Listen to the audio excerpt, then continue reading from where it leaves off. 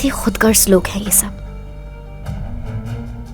अम्मी और मेरा ख्याल रखने के बजाय ये लोग तो हमारी बेइज्जती कर रहे हैं।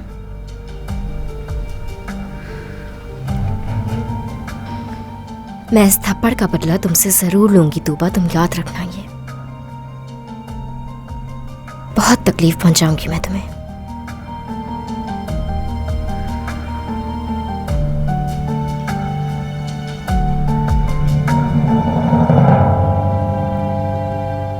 क्या हो गया है तुम्हें आजम? आखिर वो लोग मुझसे क्या चाहते होंगे? क्या तुमने उन्हें सुना नहीं था? वो यही पूछ रहे थे कि तुम्हारी बीवी कहाँ है।